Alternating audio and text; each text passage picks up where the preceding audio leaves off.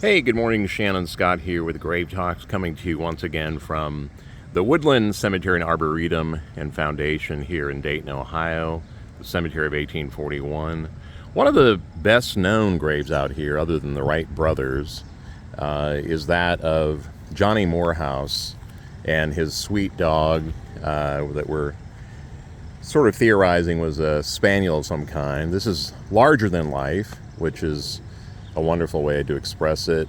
A lot of these monuments, when they're done small, seem to suffer even more just in the weathering idea. So it's nice that they went full tilt and made it larger than life, although this monument has certainly suffered, and it's partly why there's security here all day long. It's, like a lot of these cemeteries in neighborhoods that kind of went sour in the 70s and the 80s, they got vandalized and still get vandalized. This one was recently vandalized, which is why you see the Woodland Historic Cemetery and Arboretum Preservation Work in Progress sign. We'll talk about that, but you'll notice the plastic around the neck, so that may give you indication what happened. But anyway, Johnny Morehouse in 1860, in August, drowned. He was 5 years of age, and apparently the Morehouse homestead backed up to a canal, and he fell into the river, or the canal rather, and drowned. Varying reports. Some say the dog jumped in after Johnny and successfully rescued him, although did not survive. Johnny didn't survive. Other reports cite that they both drowned, but in reality, it sounds like the favor leans to the dog surviving and Johnny passing away. It's signed Delaware, so I presume that's where the marble came from. There is also a wonderful inscription on the side here that says "Slumber Sweet."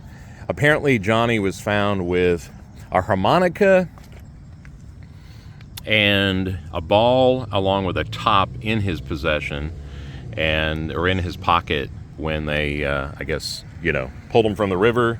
And really just a wonderful, wonderful monument. And Johnny was buried here, obviously, and some say, and this could be legend, although I've read other accounts of animals just mourning their masters, but the dog, who has just the sweetest face, often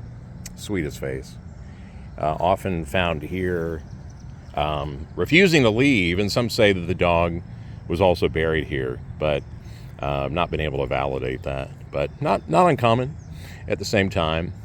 All that said, sometime, I'd say in the past decade, I could be wrong, but the head was knocked off and stolen, it sounds like. This head looks original to the sculpture, but it could be a reproduction. I'm not entirely sure, but it sounds like maybe someone, returned it anonymously, or maybe they, turned in a friend or whatever it was.